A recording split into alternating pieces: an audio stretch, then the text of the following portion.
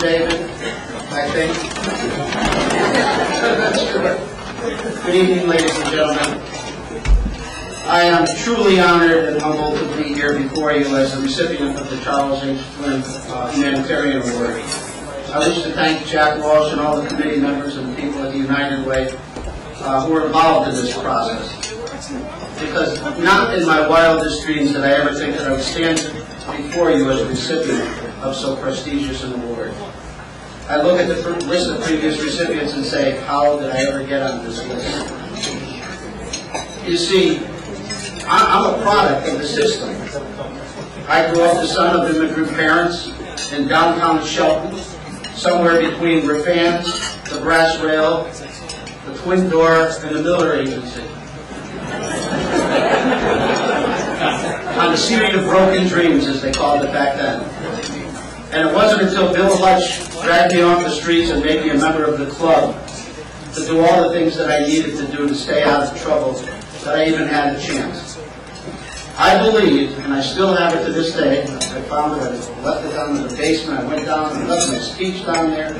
I still have the membership card, this $2 card dated September 1st, 1956. It was my pass to a new world. It saved my life, literally.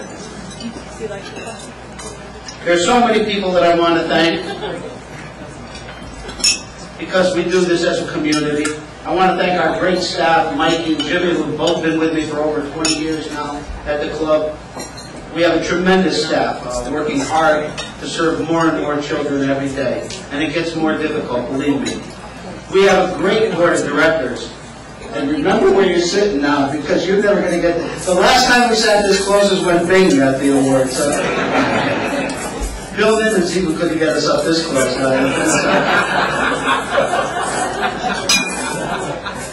I want to thank the mayors and all our elected officials of the other communities. They are truly supportive of our youth, not only with their time and their energy, but with their money.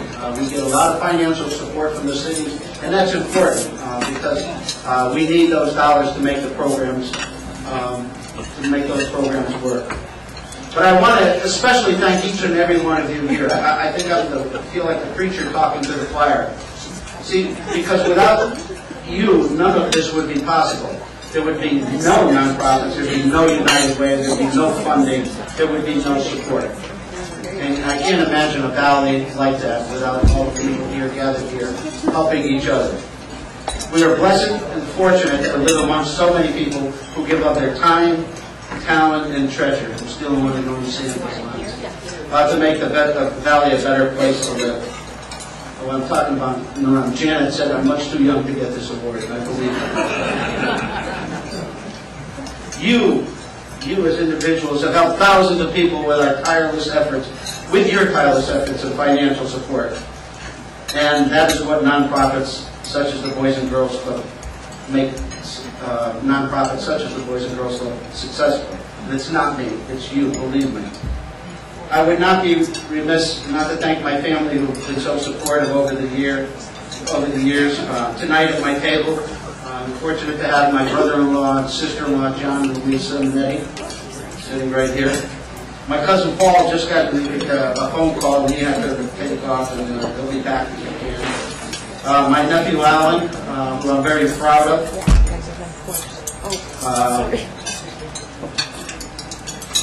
My sister Linda, sitting there. My aunt Anita Carlson, who's also been involved, and her husband was involved with the club for many years. My son John's on the way. He's at a final exam. He's a sophomore at Lytton Law School, and he's taking a final exam now. It's on ethics.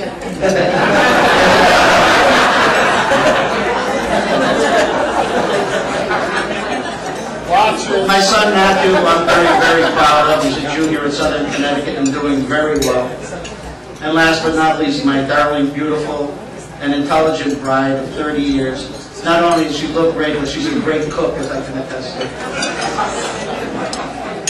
Thank you, dear. I would like to tell you, before I sit down today, I'm going to do a Jimmy Ryan. You're going to have to pry this mic from my dying hands. I want to tell you three stories, short stories about what I believe is important. Soon after I became executive of the Boys and Girls Club, I began to meet many of the people involved in the community, in the nonprofits throughout the community. People like Ray Ribas, Bing Miller, George Firm, and Joe Andriana. I didn't introduce Joe. He's my Uncle Joe. He's sitting at this table. But he's really a board member. He's not. He's just we just do so many things together. I think he's family. What I noticed and what I marveled at was the amount of stamina they had. They went from meeting to work, back to the meetings, to raising their family, back to meetings again, seemingly tirelessly. I paid a great deal of attention to that indefatigable trait and wondered how I too could get that kind of energy. I watched and noted all those people over the next 30 years. Today, people like Diane Stroman, Billy Miller Jr., Bernstein Louise, and even our own Jack Walsh just seem to have more and more energy. And I always wondered, where do these people get all this energy? And I came to the conclusion that their energy came from God. It's the only thing that makes sense to me. Because they are doing God's work, helping other people, He had to make sure that they had enough energy to get things done. And I really and I truly believe, and I can name 100 examples of people sitting out in this room, that you never get tired doing God's work. So if you're feeling a little sluggish lately, go help somebody. It will do you really a world of good. I recently received a letter from an old Boys Club member, and I want to share a few excerpts from that letter. I was really taken quite aback by the letter. Just a little background on this young man who grew up in the club, and he was what we also call the Center Street Crowd. Always in trouble in school, always in trouble with the law. Spent 6 years in prison for armed robbery, and I don't know how many rehab centers this young man went through. And the letter goes a little bit like this. Dear Jack, I hope this letter finds you. I had to drop you this note to let you know that I'm still alive and I'm actually doing well. I now live in Texas, and for the past 10 years I've gotten my life back on track. I was never sure if that would ever happen. I own a very successful fence company. Not the kind that you put around your house, but like cattle's and farms and big stuff. And I am doing very well financially. Included in this is a picture of my newest fishing boat, my 2 hunting dogs, and my wife Val. Cute, huh? But my wife, not the dogs. I often think of the club and the lessons that I learned there. Sometimes they were the only thing that I ever had. I remember you teaching us how to fish, and how I still love to do that today.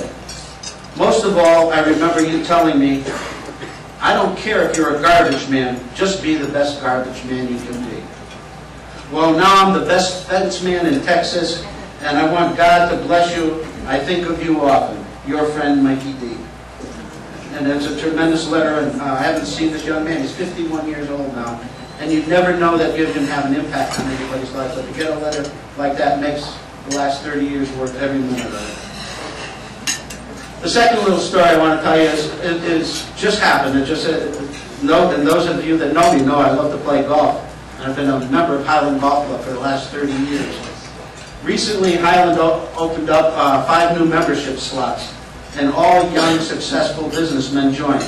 They also happen to be very good golfers. 4 of them were club kids. That made me very proud. Those kids literally grew up in the club and learned to play golf in our golf team back in the mid-'80s. Our golf range was in the wood shop. We used to move the machinery, drop the net, and the kids learned how to hit golf balls in there. And then we would take them out into a real course, and it was like Caddyshack. And they'd run all over and throw balls and stuff like that. After a round last week, one of the older members walked up to the group of kids and they said, "Hey, you guys are all pretty good golfers. Where did you learn how to play?" And almost unanimously they said, "At the Boys Club, Jack Ribas taught us." Of course, my chest swelled and my pride, and I chimed in, "These are real club kids that you're getting in here now. They grew up in the club." But I knew right then and there I did not make them good golfers or successful businessmen. And I didn't make Mikey the best fence man in Texas. I just planted a seed. That's all I've ever done. And that's what so many of the nonprofits do here in the Valley. With the help of the United Way, we plant seeds. So I challenge each and every one of you, when you leave here today, go plant the seed and help someone. 25 years from now, you'll be getting a call too. Thank you very much.